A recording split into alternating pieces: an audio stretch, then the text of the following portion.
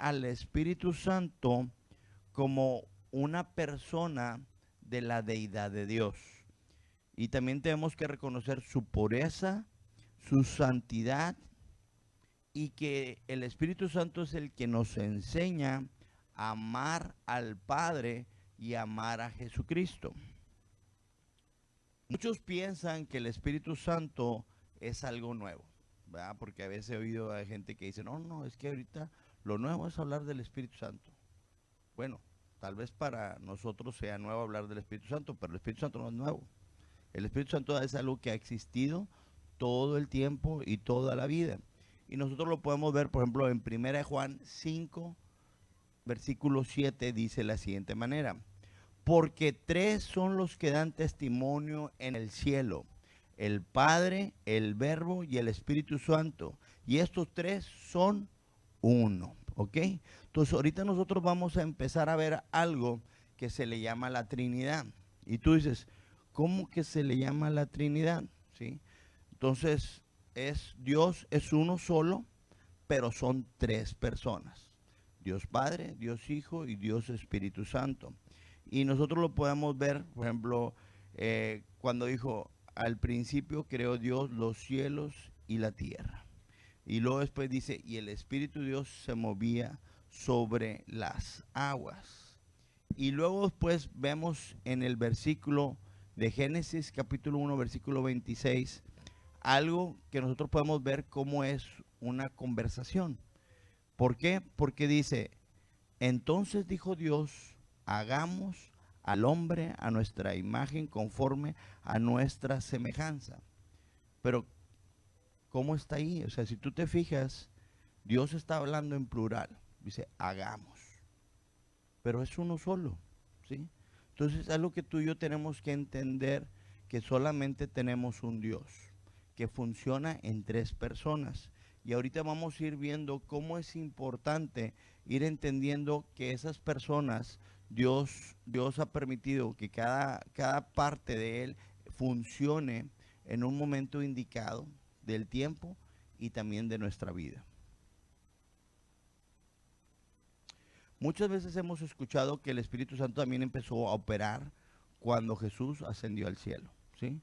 Recordemos cuando en Hechos hablaban del Pentecostés y decían, no se muevan hasta que venga el Espíritu Santo, y entonces van a poder seguir y van a poder hacer ustedes testigos en Judea, en Samaria, hasta lo último de la tierra, ¿sí?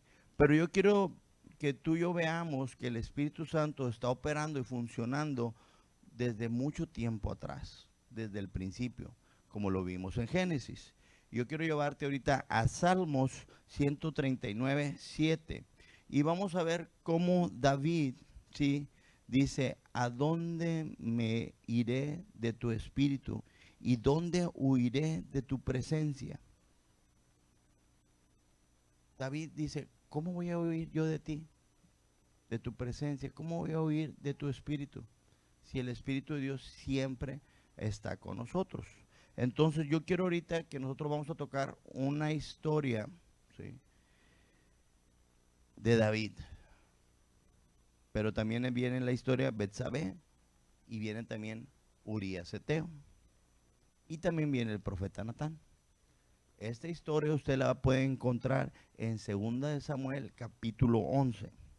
Ahí vamos a ver cómo en el capítulo 11, ahí vemos cómo David, ¿sí?, se fue con Betsabé, y después no solamente con eso, sino que trajo a su esposo y organizó todo para que el esposo estuviera con ella, para que no pasara nada si resultaba embarazada, y todo empezó a ser un plan ahí muy maquiavélico. Y al último, ¿sí?, dijo, ¿sabes qué? No hay de otra más que matar a este hombre. Y hizo una trampa para que ahí en el ejército lo aventaran hasta el frente. Dio la orden y dice que pues lo mataron.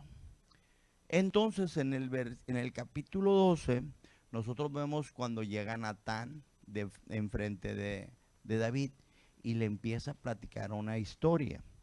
Y dice 12:1, Jehová envió a Natán a David y viniendo él, le dijo, había dos hombres en una ciudad, uno rico y el otro pobre.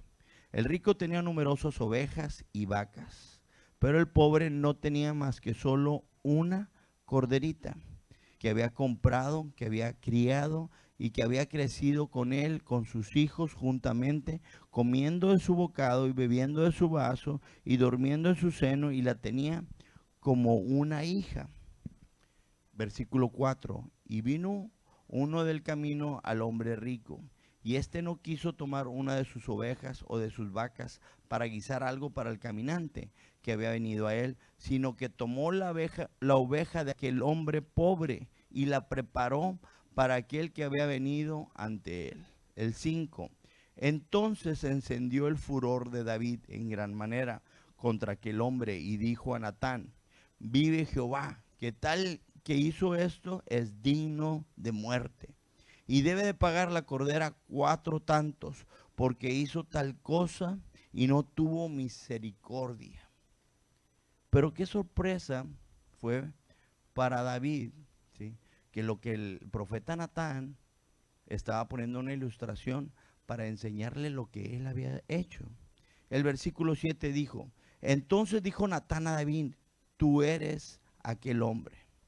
Así ha dicho Jehová, Dios de Israel, yo te ungí por rey sobre Israel y te libré de las manos de Saúl. ¿Sí? Y entonces, ¿a dónde te quiero llevar? Te quiero llevar a un momento donde David tuvo un encuentro, ¿sí?, con el Espíritu Santo.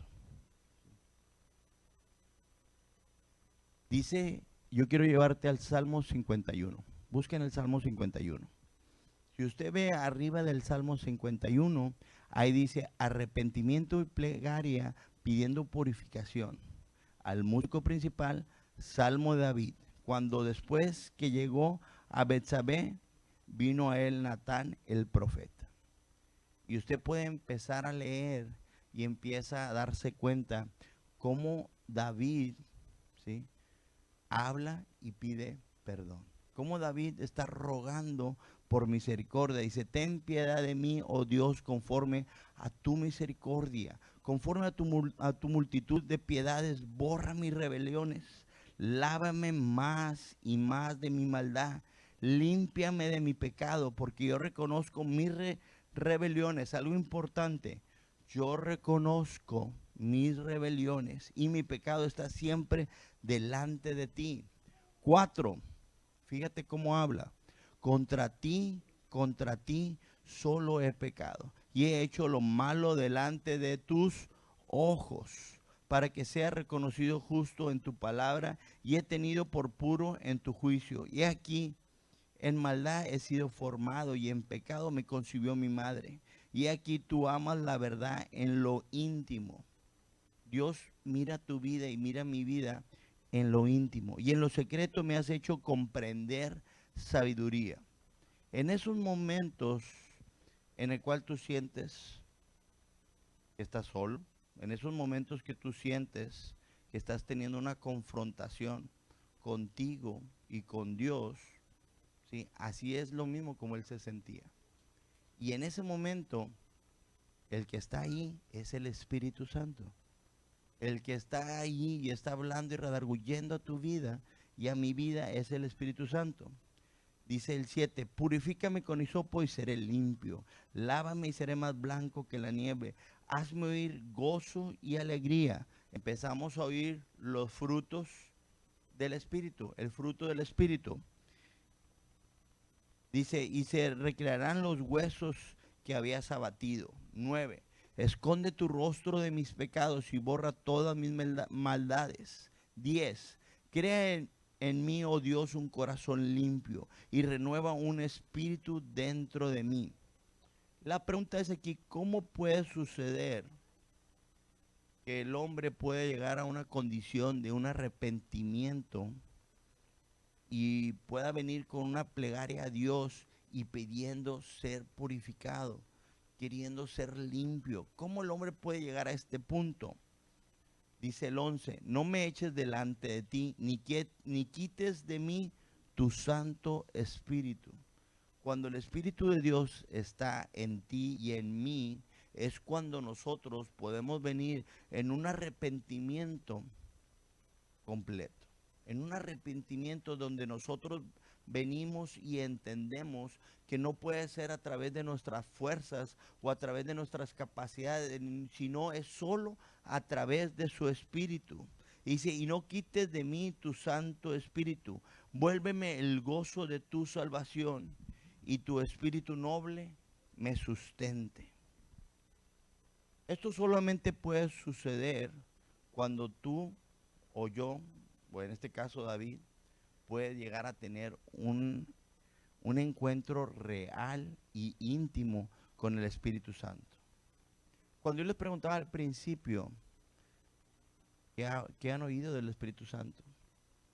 Y hay veces cuando oímos hablar acerca del Espíritu Santo, oímos que gente está hablando en otras lenguas, oímos manifestaciones, oímos gente muy quebrantada, oímos, podríamos caer en un punto de oír hasta mucho ruido, ¿verdad? Y llegamos a un punto donde a veces queremos confundir, ¿sí?, el Espíritu Santo, ¿sí?, con las manifestaciones del Espíritu.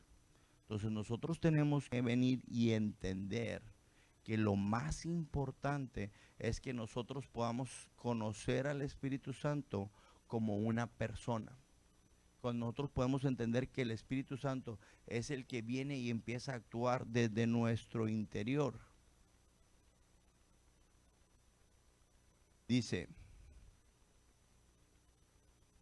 Jesús estaba hablando y dijo una vez, dice, conviene que yo me vaya, porque si yo no me voy, el Consolador no vendría a vosotros, mas si yo me fuere, yo os lo enviaré.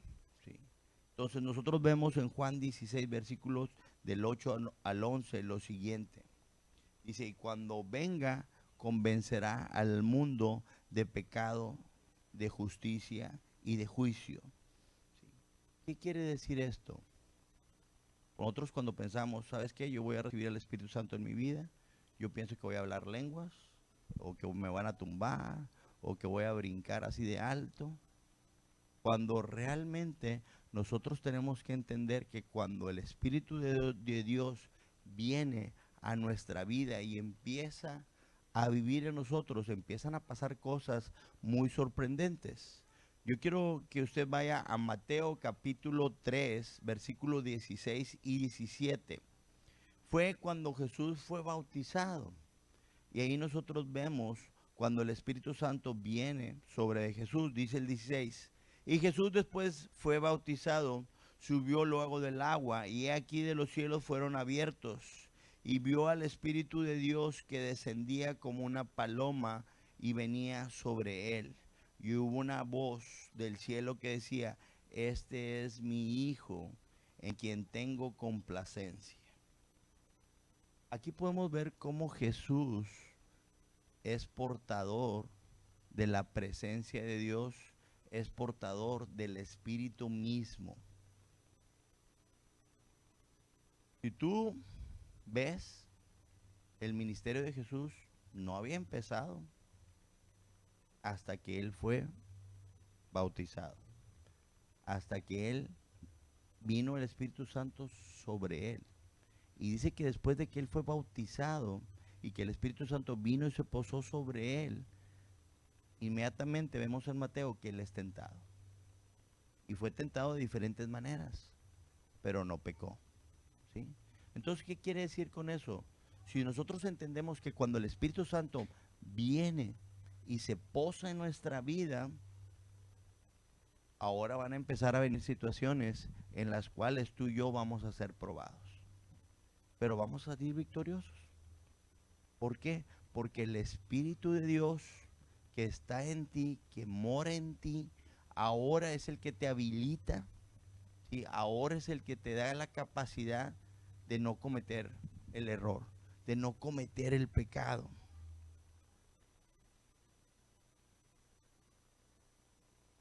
Dice que la vida de Jesús mostró el fruto del Espíritu en cada área y en cada día de su vida. Cuando Jesús empieza su ministerio, nosotros vemos cómo cada fruto, perdón, cada área del fruto del Espíritu Santo fue manifestado en Jesús. El amor, el gozo, la paz, la paciencia, la benignidad, la templanza. Entonces, yo quiero decirte que cuando tú y yo aceptamos a Cristo, a Jesús en nuestro corazón, ¿sí? El Espíritu Santo viene y se posa en nosotros. El Espíritu Santo empieza a vivir en nuestras vidas. Y tienes que entender que si el Espíritu de Dios está empezando a ser el dueño de tu vida, ahora tu vida tiene que tener el fruto del Espíritu. ¿Qué te quiero decir? Si tú no hablas todavía lenguas, no te preocupes. O sea, créeme que no es como que debe ser algo que te altere o que te preocupe demasiado. En el momento que Dios quiera bautizarte con el don de lenguas, te va a bautizar. Pero hay otras cosas en las cuales Dios quiere venir y quiere bautizarte, ¿sí? Y quiere que tú empieces a dar fruto. Entonces, cuando el Espíritu de Dios empieza a funcionar en tu vida, las personas que viven contigo empiezan a notar la diferencia. Si las personas que están viviendo contigo o conmigo no pueden alcanzar a ver el fruto del Espíritu en nosotros, entonces nosotros tenemos que empezar a esforzarnos para que ese fruto sea visible. ¿Y cómo te vas a esforzar? ¿Sí? Tienes que venir y tienes que venir en una posición de que tú tienes que empezar a buscar a Dios constantemente. Tú tienes que entender, ¿sí?, que cuando Jesús dijo que Él se iba a ir, en Juan 14, 16 y 17, dijo, yo regaré al Padre, Él les dará a un consolador. Y si tú ves la porción, ¿sí?, habla con una C mayúscula. ¿Sí? ¿Por qué? Porque dice que cuando Jesús se fue, Él dejó al consolador a uno igual que Él. Entonces, Jesús, el Espíritu Santo y Dios mismo, el Padre, son uno solo. ¿Sí? Entonces, cuando tú empiezas a aportar al Espíritu Santo, todo lo que representa Jesús empieza a ser manifiesto en tu vida. Todo lo que representa el Padre empieza a ser manifiesto en tu vida. ¿Por qué? Porque nos dijo, si ustedes que son malos saben dar cosas buenas a sus hijos, imagínate yo, ¿sí? Entonces nosotros tenemos que empezar a pararnos en una posición en la cual ahora nuestra vida tiene que empezar a dar testimonio de lo que está sucediendo en nosotros. Cuando nosotros hemos escuchado, les voy a platicar algo que ustedes pueden ver en su casa, en Efesios 4. Todo el Efesios 4 habla acerca de la unidad. Pero en el versículo 30, por ahí empieza y dice de la siguiente manera, no contristéis al Espíritu de Dios, el cual fuiste sellados para el día de la redención. Aquí hay un llamado a la responsabilidad. Si tú ya aceptaste a Cristo en tu corazón, si yo ya acepté a Cristo en mi corazón y el Espíritu de Dios vino a hacer morada en mi vida y el Espíritu de Dios vive en mí, ahora yo no puedo vivir como se me da la gana. Ahora yo tengo que empezar a buscar cómo lo voy a agradar. Y lo más interesante es que yo no lo puedo agradar con mis fuerzas. La forma en que yo puedo agradarle es con la obediencia. Entonces yo tengo que venir a una posición de obediencia. Yo tengo que venir a una posición en la cual yo quiero ser transformado. Yo tengo que venir a una posición en la que yo le tengo que decir, ¿sabes qué? Espíritu Santo, ahora que tú vives en mí, empieza a tomar el control de mi vida. Empieza a tomar el control de todo lo que yo pienso, en todo lo que yo hago. Y cuando eso sucede, empieza a haber una transformación. Pero esa transformación no la va a ver el hermano que está encima de ti, ¿verdad? excepto que sea tu esposa, excepto que sea tu hijo. Entonces, ya no podemos estar viviendo como vivíamos antes. Porque si nosotros sabiendo que tenemos que vivir una vida que agrada al Espíritu, empezamos a vivir como vivíamos antes, nosotros vamos a venir y vamos a venir a contristar el Espíritu de Dios que muere en nosotros. Entonces, yo quiero que tú y yo esta noche entendamos que tenemos la responsabilidad de ser portadores de la presencia de Dios. No solamente tenemos que buscar estar en su presencia, no solamente tenemos que buscar vivir en el Espíritu, sino también tenemos que buscar agradar al Espíritu. Tenemos que venir y agradar al Padre. ¿Cómo lo vamos a hacer? Con nuestra obediencia. ¿Cómo lo vamos a hacer? Cuando nosotros nos determinamos a hacer la voluntad de Dios. Cuando nosotros determinamos venir y renunciar a nuestros derechos.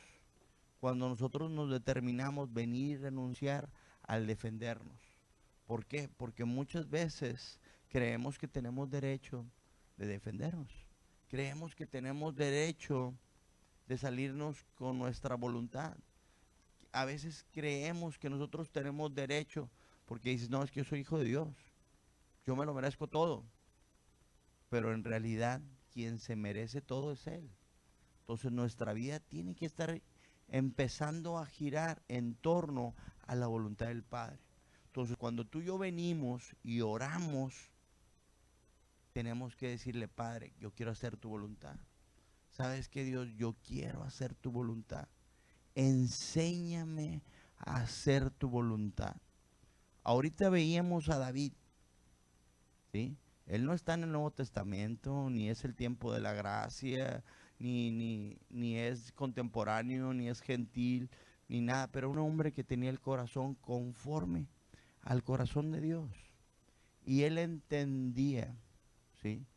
A él le dolió haberle fallado a Dios.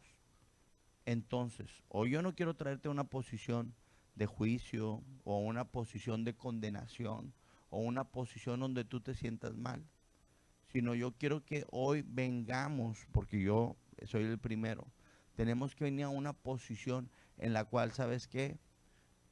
Yo te amo, Dios, y yo quiero agradarte. Dime qué tengo que cambiar. Dime qué tengo que ajustar. O sea, lo que yo tengo que ajustar no lo voy a ajustar porque alguien me lo está pidiendo o porque la Biblia lo dice, ¿sí? O porque un pastor lo dijo. No, yo voy a venir y voy a hacer una transformación porque lo único que quiero hacer es agradarte. Lo único que yo quiero hacer, Espíritu Santo, es que tú no te alejes de mi vida. Lo único que yo quiero es que cada día estar en tu presencia, porque no podemos confundir estar en la iglesia con estar en la presencia de Dios.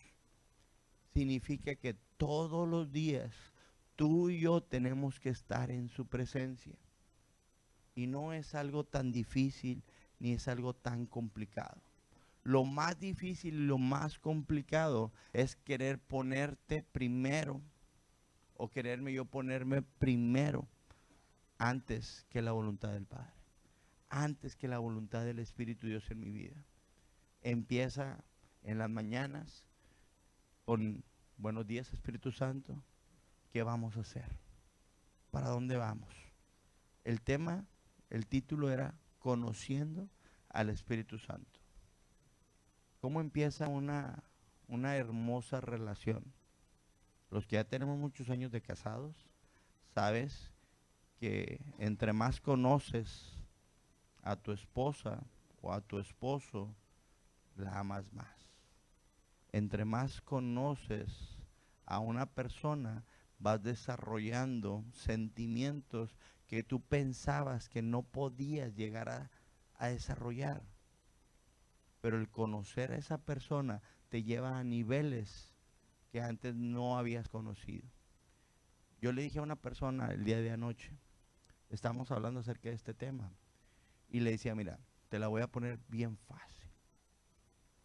Si el Espíritu de Dios está en tu vida y tú estás dando el fruto del Espíritu, tu esposa tiene que sentir que tú la amas diferente. Tus hijos tienen que darse cuenta que tú los amas diferente. ¿Por qué? Porque ya no lo estás amando como tú lo puedes hacer, o como te enseñaron, o como a tus capacidades. Ahora estás empezando a amar como parte del fruto del Espíritu de Dios en tu vida, el Espíritu de Dios en mi vida. Entonces, hoy no vamos a tomar a nadie, hoy tampoco vamos a hablar lenguas, así como que hasta que sea medianoche, pero hoy vamos a pedirle al Espíritu Santo que venga y despierte esa hambre y ese deseo de estar en su presencia. Cuando tú empiezas a desarrollar eso, créeme que, o sea, venir a la iglesia va a ser muy bueno, pero cuando estés en la intimidad de tu casa, cuando estés orando en tu casa, va a ser mejor, ¿sí? ¿Por qué? Porque vas a disfrutar la presencia de Dios y del Espíritu Santo. Entonces, lo que hoy yo estoy hablando es solamente una invitación y es la entradita para lo que vamos a estar oyendo todo este mes. Vamos a estar tocando diferentes áreas, diferentes puntos del Espíritu Santo. Pero todo empieza con el deseo de conocer a alguien. Todo empieza con el deseo de querer más de esa persona. Yo me acuerdo cuando empezamos a andar de novios, Pati y yo, o sea, me decía, papá, ya cuélgale. Ya no vas a, ya al rato no vas a saber cómo escondértele, decía mi papá, ¿verdad? Pero yo quiero decirte que cuando tú disfrutas la presencia de una persona, siempre quieres más, ¿verdad que sí? Bueno, entonces, si tú no estás deseando más al Espíritu Santo, yo quiero invitarte a que hoy hagas un cambio en tu manera de pensar y así mira, suavecito, tranquilito, sin hacer mucho aspaviendo, ¿sí? Yo quiero que tú y yo levantemos una oración en la cual nos esforcemos como nunca. Yo quiero que hoy tú y yo hagamos nuestra mejor oración, la más inspirada, la más romántica, la más llena de amor, la más llena de pasión, la más llena de ti para el Espíritu Santo. Muchas veces creo que nos hemos esforzado por tratar de adorar o exaltar el nombre de Jesús o al Padre, ¿sí? A Dios. Pero hoy yo quiero invitarte a que te des un clavado en la presencia de Dios, en la presencia del Espíritu Santo. Y yo quiero que sea un parteaguas en nuestra vida. Porque cuando el Espíritu de Dios empieza a gobernar tu vida, Dios te empieza a enseñar muchas cosas, ¿sí? Un testimonio. El lunes, ¿sí? Teníamos una junta muy importante y yo ya tenía todo lo que yo iba a decir en esa junta. Ya dije, no, yo voy a decir esto, y voy a decir lo otro, y voy a decir acá. Y no, ya había planeado todo. Cuando llego, ¿cuál fue mi sorpresa? Que no tuve que decir nada. Ya estaba todo arreglado. Y ahí fue donde yo me di cuenta que no lo pude haber hecho yo, ¿sí? Y quien lo hizo mejor fue el Espíritu de Dios. Entonces, dime cuál es la situación que tú estás pasando y cómo quieres que se arregle. Y yo te voy a decir, no me digas a mí, ahí está el Espíritu Santo. Habla con Él y que Él sea el que empiece a guiarte. Imagínate, estás en tu trabajo, necesitas tomar una decisión bien importante. ¿quién crees que sea el que te pueda dar el mejor consejo? El Espíritu Santo. Estás a punto de pelearte con tu esposa, ya lo habías planeado por un buen rato, ¿sí? Y le dices al Espíritu Santo, ¿qué hago? Y el Espíritu Santo te dice, abrázale y dile que la amas. Señor, la quiero matar, pero dile que la amas. Y lo haces y cambia todo. Llegas ante una necesidad de dinero y te estresas y en el último momento esa cuenta queda pagada. Y tú dices, ¿cómo sucedió? Es el Espíritu Santo actuando. ¿Sí? Entonces, empieza no a retar al Espíritu Santo, pero sí empieza a interactuar con Él. Empieza a hablar con Él. Jóvenes, muchachos, tienen toda una vida por delante. Si ustedes entienden y aprenden que el Espíritu Santo puede ser su mejor aliado, créeme que tu vida está resuelta. Todas aquellas preguntas, todas aquellas incógnitas que tú te haces están resueltas si tú le das la oportunidad a que el Espíritu de Dios obre en ti. Y déjame decirte que no es un cliché. Muchos de los que estamos aquí somos testigos que la presencia de Dios ha cambiado todas las cosas. Yo quiero invitarte a que te pongas de pie, ¿sí? Hoy tenemos una convivencia después de la reunión y hoy quise ser un poquito corto, pero quiero que invirtamos tiempo, ¿sí?, ahorita en la oración. Yo quiero, acuérdate, el altar siempre está abierto.